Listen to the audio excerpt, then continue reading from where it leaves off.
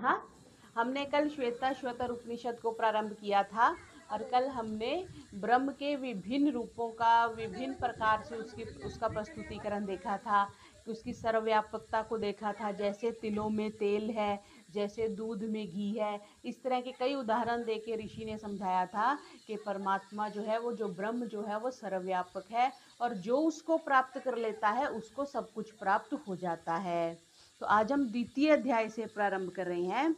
इसमें आएगा कि परम देव परमात्मा के साक्षात्कार का प्रधान उपाय क्या है। वो जो कल बताया था ध्यान है, उसी की व्याख्या मिलेगी और ध्यान की प्रक्रिया क्या है वो बताने के लिए, और पहले ध्यान की सिद्धि के लिए पहले 5 मंत्रों में परमेश्वर से प्रार्थना करने का बताया जाता है कि पहले प्रार्थना करेंगे कि परमात्मा हमें तुम्हारे दर्शन हो जाए, हम तुम्हें पाना चाहते हैं, फिर उसका साधन बताएंगे। तो प्रथम में क्या कह रहे हैं, युञ्जानः प्रथमं मनस तत्वाय सविता धियः अग्निर्ज्योतिर्निच्चाय पृथ्व्या अध्यभरत।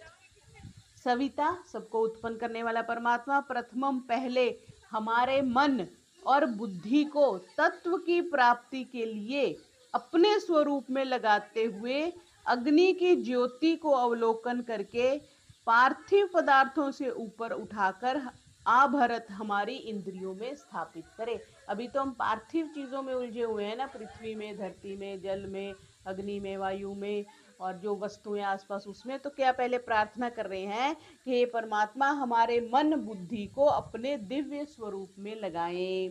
अग्नि आदि इंद्रिय अभिमानी देवताओं की जो विषयों को प्रकाशित करने की सामर्थ्य है, अग्नि से विषय दिखते हैं, प्रकाश से विषय दिखते हैं, उसे दृष्टि में रखते हुए कह रहे हैं कि बाह्य विषयों से लौटाकर हमारी इंद्रियों को स्थिरता पूर्वक स्थिर कर दें। इंद्रियां बार बार जाए नहीं, वो देखना है, वहां खाना है, वहां सुनना है, ये करना है, उससे बचाओ। इंद्रियों का प्रकाश बाहर ना जाकर बुद्धि और मन की स्थिरता में सहायक हो। फिर दूसरे में क्या कह रहे हैं, यजुर्वेद में भी ये मंत्र आता है, अध्याय 11 के दूसरा और तीसरा मंत्र है ये, युक्तेन मनसा वयम देवस्य सवितुः सवे सुवर्गेयाय शक्त्या। हम लोग सवितु सबको उत्पन्न करने वाले देवस्य सवे आराधना रूपी यज्ञ में युक्तेन मनसा लगे हुए मन के द्वारा सुवर्गेयाय स्वर्गीय सुख की प्राप्ति के लिए पूरी शक्ति से प्रयत्न करें। फिर तीसरे में क्या कह रहे हैं, युक्त्वाय मनसा देवान सुवर्यतो धिया दिवम बृहज्योतिः करिष्यतः सविता प्रसुवातितान। सबको उत्पन्न करने वाला परमेश्वर स्वर्ग आदि लोकों में आकाश में गमन करने वाले बड़ा भारी प्रकाश फैलाने वाला और उन देवताओं का हमारे मन और बुद्धि से संयुक्त करके प्रेरणा करे, अर्थात हमें गाइड करे। हे परमात्मा हमारे मन और इंद्रियों को अधिष्ठाता देवताओं को, जो स्वर्ग आदि लोकों में और आकाश में विचरने वाले बड़ा भारी प्रकाश फैलाने वाले हैं, वे हमारे मन और बुद्धि से संयुक्त करके हमें प्रकाश प्रदान करने के लिए प्रेरणा करें। कहीं ना कहीं से तो प्रेरणा होती है ना। ऐसे आप शॉपिंग मॉल में जाके कहोगे तो वहां पे थोड़ी ना कोई आपको प्रेरणा देगा कि परमात्मा का ध्यान करना चाहिए, परमात्मा को पाना चाहिए। या आप बाजार में जाके घूमोगे, थोड़ी ना कोई बोलेगा। तो परमात्मा ही मन के अंदर जब आप ध्यान में बैठोगे तो अंदर बैठ के ये बुद्धि देगा कि आपको मेरे लिए प्रयत्न करना चाहिए। युञ्जते मन उत युञ्जते धियो विप्रा विप्रस्य बृहतो विपश्चितः विहोत्रा दधे वयुना विदेक इन्महि देवस्य सवितुः परिष्टुतिः। विप्रा ब्राह्मण आदि मन को लगाते हैं और बुद्धियों की वृत्ति को भी लगाते हैं। कैसे? अग्निहोत्र आदि शुभ कर्मों का विधान किया है तो यज्ञ करना चाहिए। और जो समस्त जगत के विचारों को जानने वाला एक है, सबसे महान है, सर्वत्र व्यापक है, विपश्चितः सर्वज्ञ है, सबका उत्पादक है, परम देव परमेश्वर की निश्चय ही स्तुति करनी चाहिए। तो बार बार यही कहते हैं कि परमात्मा की स्तुति तो करनी चाहिए। हम स्तुति, जिसकी स्तुति करना नहीं, प्रशंसा करना। जिसकी प्रशंसा करते हैं वही चीज प्राप्त होती है। बाजार गए, हमें कोई सूट पसंद आ गया, सूट बड़ा अच्छा है जी, इसका मैटर बहुत अच्छा है, इसका प्राइस भी बहुत अच्छा है, ये सूट की स्तुति हो गई। फिर हमने स्तुति करी, हमें अच्छा लगा, हमने उसको प्राप्त कर लिया। तो ऐसे ही जितने परमात्मा के गुणों का बखान करेंगे, परमात्मा की महिमा का बखान करेंगे, उतनी परमात्मा में रुचि होगी और एक न एक दिन परमात्मा की भी प्राप्ति हो जाएगी। युजेवां ब्रह्म पूर्व्यं नमोभि वीरश्लोके तु पथ्येव सूरे शृण्वन्तु विश्वे अमृतस्य पुत्रा आये धामानि दिव्यानि तस्थु। ये भी यजुर्वेद के मंत्र है और ऋग्वेद में भी ये मंत्र है कि तुम दोनों के वाम, मन और बुद्धि की बात हो रही है ना। एक तो मन भटकता है कि बुद्धि भटकती है। हम कई बार बोलते हैं मन नहीं कर रहा काम करने को, कई बार बुद्धि में समझ नहीं आती तो हम उल्टा काम करते हैं।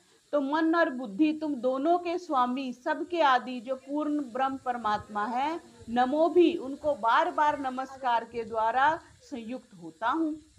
यह मेरा स्तुति पाठ श्रेष्ठ विद्वान की कीर्ति की भांति सर्वत्र फैल जाए।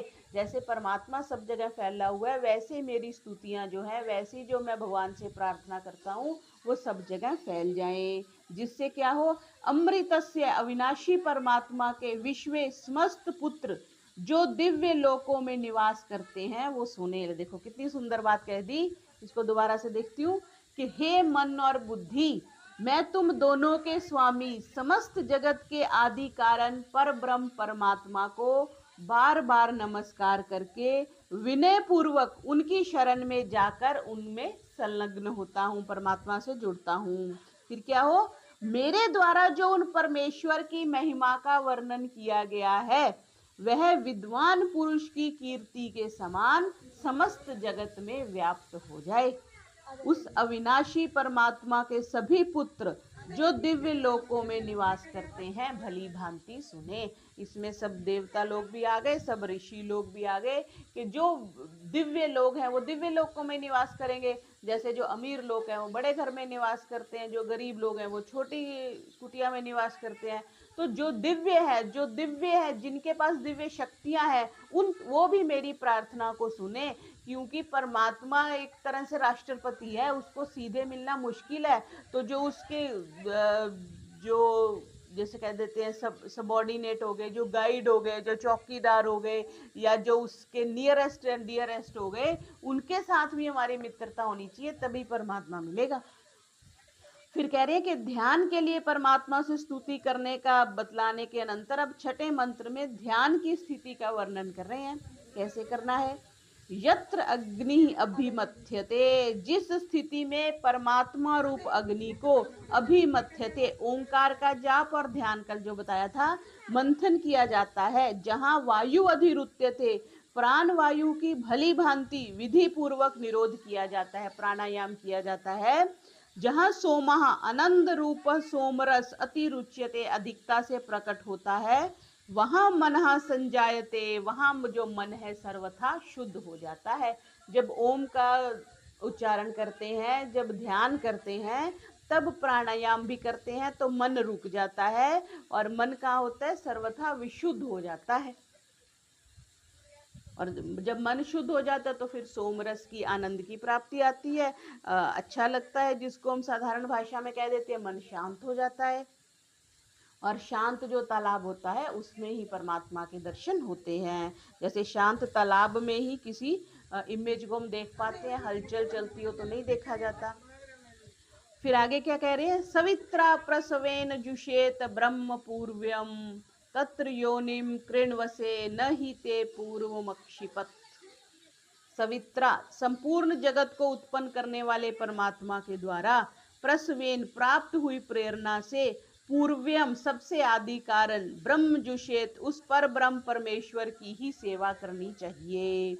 तत्र, उस परमात्मा में ही योनिम, आश्रय प्राप्त कर, क्योंकि तेरे पूर्व संचित कर्म न अक्षिप्त, विघ्न कारक नहीं होंगे।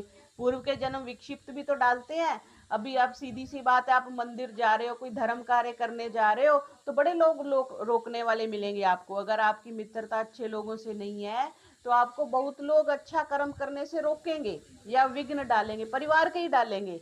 जो बहुत अच्छी भक्ति करता है उसको परिवार वाले खींचेंगे। मेरी बात है, मेरे हम किसी अपने रिश्तेदार के घर गए, मेरे नाना जी मेरे साथ थे, तो मैंने संध्या के बाद उन सब उस शुरू से ही ध्यान की थोड़ा आदत थी, तो मैं ध्यान में बैठी, तो उसके बाद उठे तो मेरी मामी मेरे नाना जी को बोलती है, ये क्या करने लग गई तुम, इसको इसका कुछ करो, ये इधर उधर क्या क्या ध्यान करती है या क्या पाठ करती है।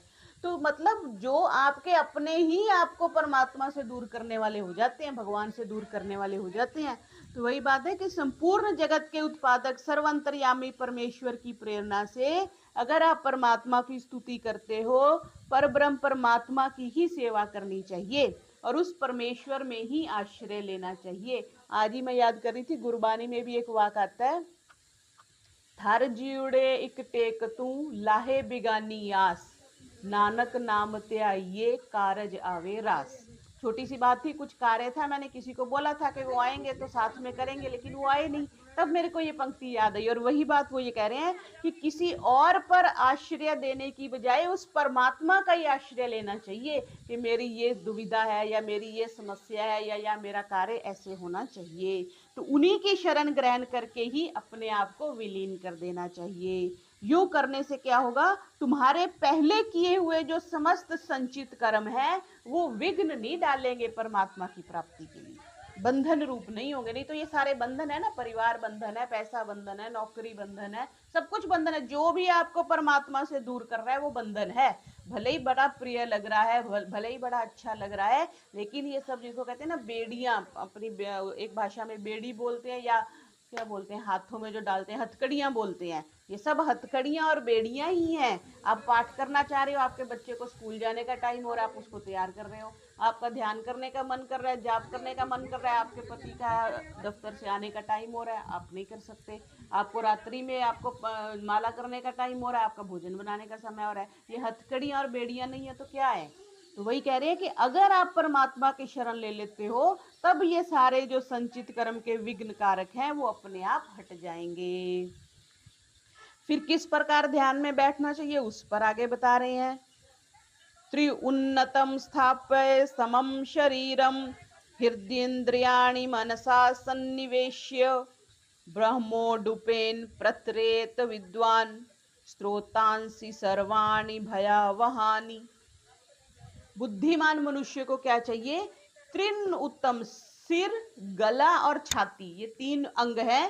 तीनों अंग ऊंचे उठाए हुए, मतलब सीधे बैठो, शरीर को समम सीधा करो, स्थाप्य स्थिर करके, इंद्रियाणी समस्त इंद्रियों को, मनसा मन के द्वारा, हृदय में निरुद्ध करके। निरुद्ध करके मीन्स जब बैठ के तो ये नहीं सोचना सुबह तो नाश्ता अच्छा नहीं बना था, रात को दूध वाला आएगा कि नहीं आएगा, बच्चा गया था बाहर वापिस आया कि नहीं ना। जब आंखें बंद करके बैठ गए तो मन को निरुद्ध करना है।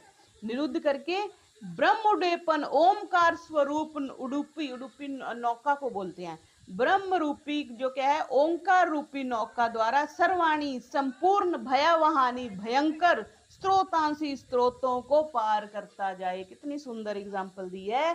सीधे बैठो, ओंकार का नाम करो, आंख बंद करके, मन को निरुद्ध करके। पहली स्थिति ये बताई, मन निरुद्ध कैसे होगा, ओंकार के जाप से और प्राणायाम से। फिर क्या करो, ये जो संपूर्ण भयंकर, नाव लेके हम क्या करते हैं, जब नाव लेके चलते हैं तो कहीं इधर से पानी आ रहा है, कहीं इधर से आ रहा है, लेकिन अगर नाविक कुशल होता है ना तो वो नाविक तो मेरी नौका पार लगा दे, बार बार कई भजनों में भी ये बात आती है।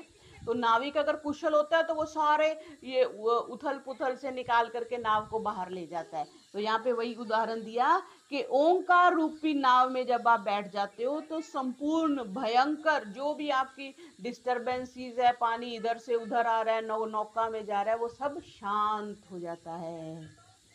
तो समस्त इंद्रियों को बाह्य विषयों से हटाकर मन के द्वारा हृदय में निरोध कर लेना चाहिए।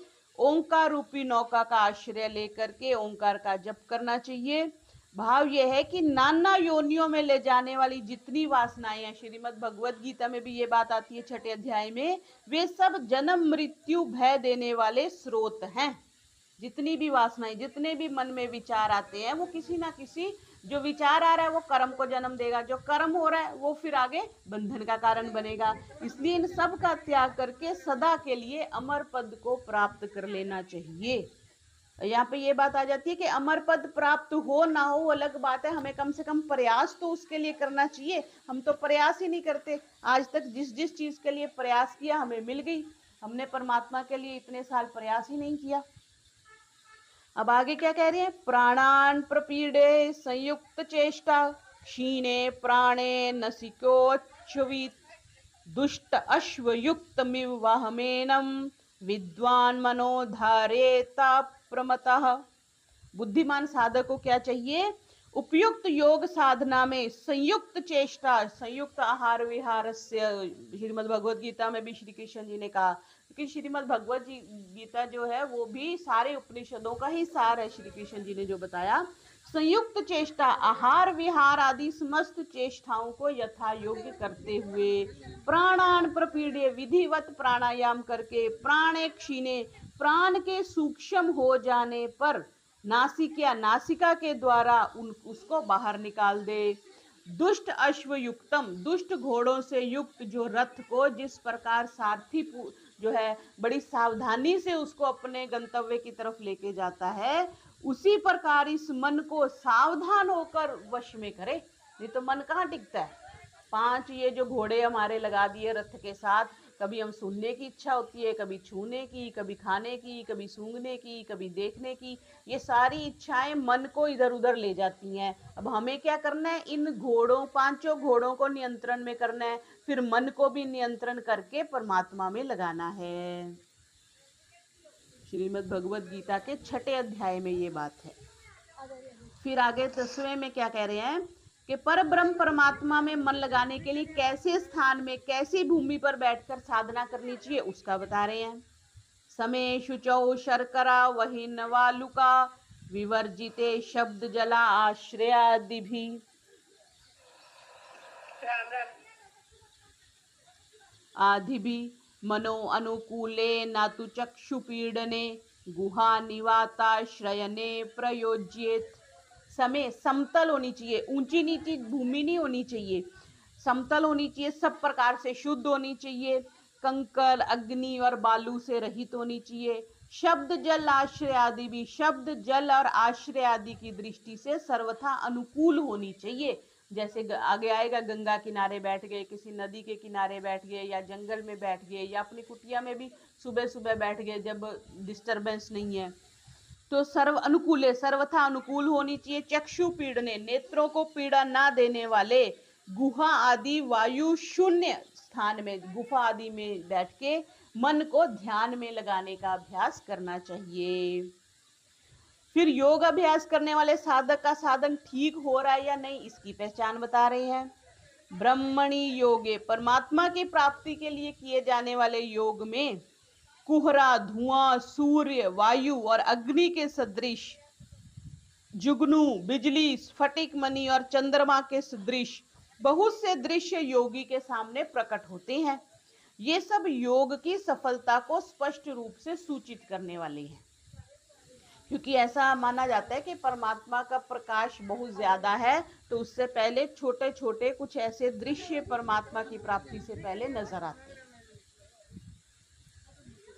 क्योंकि वायु की भांति, कभी निश्चल वायु की भांति परमात्मा निराकार रूप में अनुभव में आता है, कभी अग्नि के सदृश, कभी जुगनू के सदृश, कभी स्फटिक मणि के सदृश।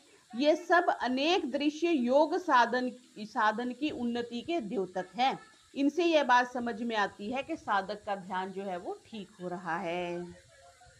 फिर आगे क्या कह रहे हैं, पृथ्वी अप्य तेजो अनिल खे समुत्थिते। पृथ्वी, जल, तेज, वायु, आकाश जो 5 भूत हैं, इनका सम्यक प्रकार से उत्थान होने पर, इनसे संबंध रखने वाले 5 प्रकार के योग संबंधी गुणों की सिद्धि हो जाने पर, योग अग्निमय शरीर को प्राप्त कर लेने वाले उस साधक को ना तो रोग होता है, ना बुढ़ापा आता है, और ना ही उसकी मृत्यु होती है।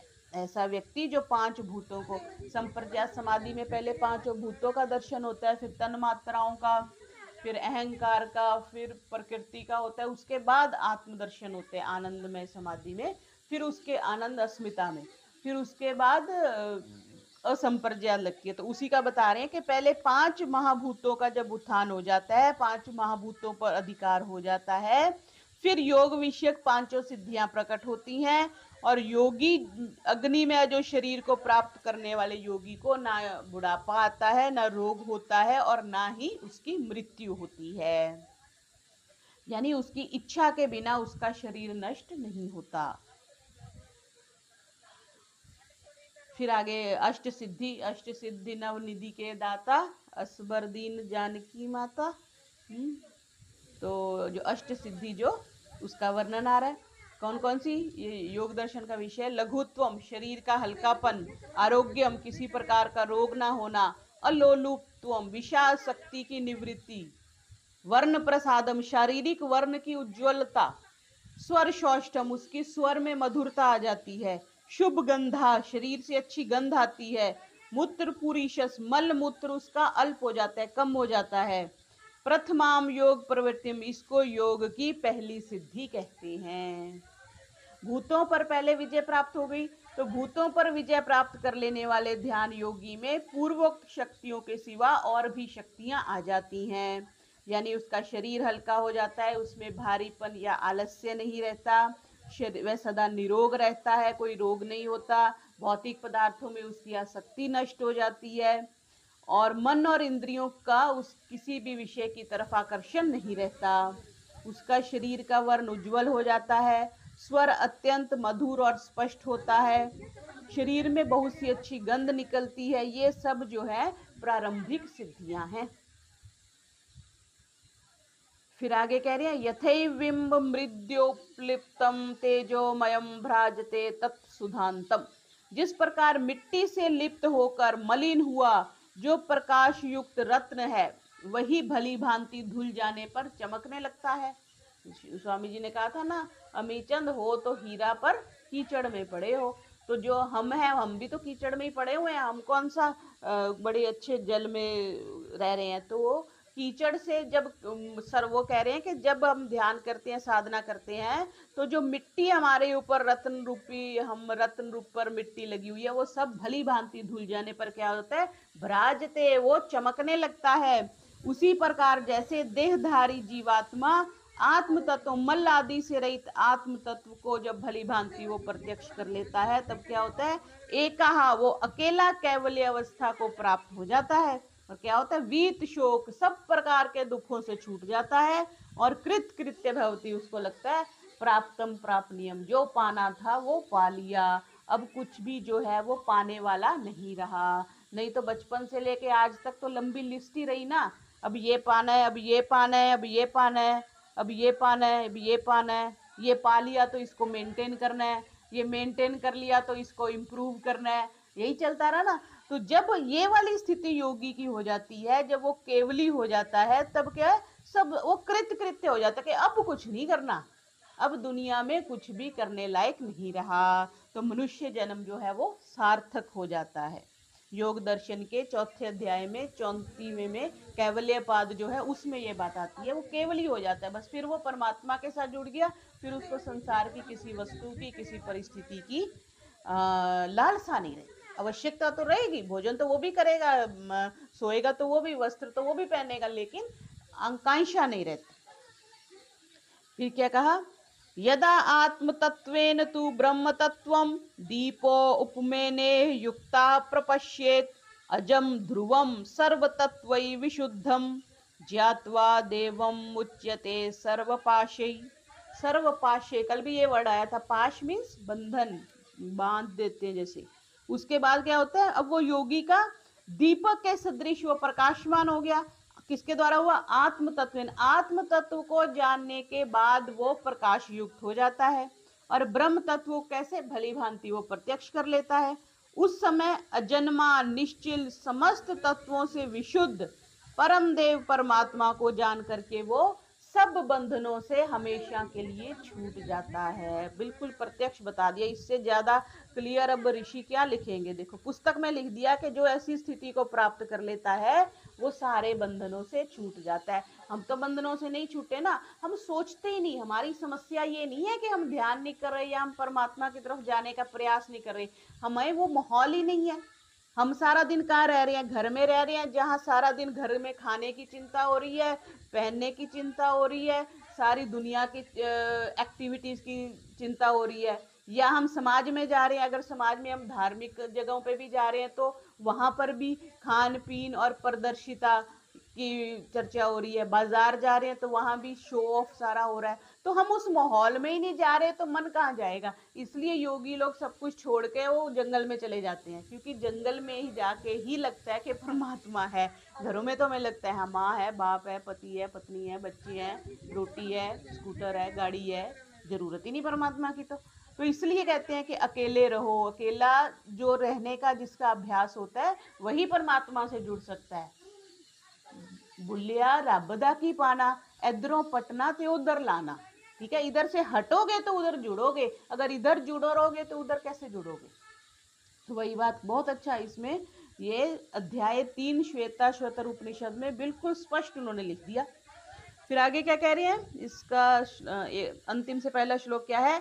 एषः देवा प्रदिशो अनुसर्वा पूर्वः जाता स उगर्भे अंतः स एव जाता स जनिष्यमानः प्रत्यंग जनास्तिष्ठति सर्वतोमुखः। सर्वतोमुख ये वाला जो मंत्र है ये भी यजुर्वेद के 32वें अध्याय में भी ये मंत्र आता है कि निश्चय ही जो देव परम देव परमात्मा वो कैसा है, समस्त दिशाओं और अवान्तर दिशाओं में व्याप्त है। ये बार बार बात आ गई कि परमात्मा सब जगह है। वही प्रसिद्ध परमात्मा सबसे पहले कैसे हिरण्यगर्भ रूप में प्रकट हुआ था, और वही समस्त ब्रह्मांड गर्भ में अंतर्यामी रूप से स्थित है। वही इस समय जगत के रूप में प्रकट है और वही भविष्य में है। वही सब जीवों के भीतर तिष्ठति, वो सब जीवों के भीतर है, सर्वतोमुख सब और मुख वाला है। ये क्यों बता रहे हैं, इसलिए कहते हैं कि कहीं भी वो एक भाई वीर सिंह की कविता आती है कि कार छड्डंदी लोड़ नहीं। अगर आपने भगवान को पाना है तो कहीं भी बैठ के पा सकते हो, क्यों, क्योंकि आपके घर में भी भगवान है, बस मन की स्थिति वैसी होनी चाहिए। आपको हरिद्वार में बैठ के, वृंदावन में बैठ के, अगर आप दुकान के बारे में सोच रहे हो। वो कल कौन बता रहा था, एक कोई महाराज जी से बात हो रही थी, वो बता रहे थे, कहते मैं मेरे को वृंदावन जाना था, और एक व्यक्ति बोलता है, अमीर आदमी था, बड़ी कहते बड़ी बढ़िया गाड़ी थी, वो कहता है महाराज जी मैं आपको साथ ले चलूंगा। तो मैंने कहा चलो ठीक है, थोड़ा सा मन में आ ही जाता है कि बस में जाएंगे, ट्रेन में जाएंगे, तो चलो गाड़ी में चलते हैं। कहते जब हम बैठे और वृंदावन पहुंचने तक उस बंदे का फोन ही बंद नहीं हुआ, सारा बिजनेस की बात, ये बिजनेस में ये लेना, ये देना, ये एवरीथिंग। तो वो महाराज जी कहते मैंने तो कानों को हाथ लगाया, इससे अच्छा तो मैं 200 रुपए की टिकट लेके पहुंच जाता। कहते कितना तो हम जा तो रहे थे भजन करने, लेकिन वो वृंदावन भी जा रहे हैं तो मन में तो बिजनेस ही है ना। और कोई व्यक्ति है कि घर में बैठा है लेकिन उसके मन में अगर परमात्मा है, मन में अगर भगवान है, तो उसका वृंदावन वही है। तो वो बात कह रहे हैं कि परमात्मा सर्वंतर्यामी रूप में सब जीवों में और सब और उपस्थित है। द्वितीय अध्याय का अंतिम श्लोक। यो देवो अग्नौ यो अप्सु यो विश्वं भुवनमाविवेश यो औषधीषु यो वनस्पतिषु तस्मै देवाय नमो नमः। यह देवा जो परम देव परमात्मा अग्नौ अग्नि में, जो अपसु जल में, जो विश्वम भुवनम आविवेश समस्त लोकों में प्रविष्ट हो रहा है। सिर्फ पृथ्वी लोक में नहीं है, वो चंद्र लोक में भी, सूर्य लोक में भी, और भी असंख्य लोक हैं, वहां पर भी वही एक परमात्मा प्रविष्ट हो रहा है। औषधियों में, ये जो अन्न को भी औषधि कहते हैं, बाजरा है, अन्न है, मक्का है, ये सारा औषधियों में भी, वनस्पतियों में भी परमात्मा है। तस्मै देवाय उस परम देव परमात्मा के लिए नमः नमः नमस्कार है। जो सर्वशक्तिमान पूर्ण ब्रह्म परम देव अग्नि में है, जल में है, समस्त लोकों में है, औषधियों में है, सर्वत्र परिपूर्ण है, जिसके अनेक प्रकार से पहले हमने इस अध्याय में वर्णन देखे, उस परम देव परमात्मा को नमस्कार है, नमस्कार है। ये हमारा श्वेता श्वेतर उपनिषद का अध्याय द्वितीय समाप्त हुआ। ओम का उच्चारण। ओम।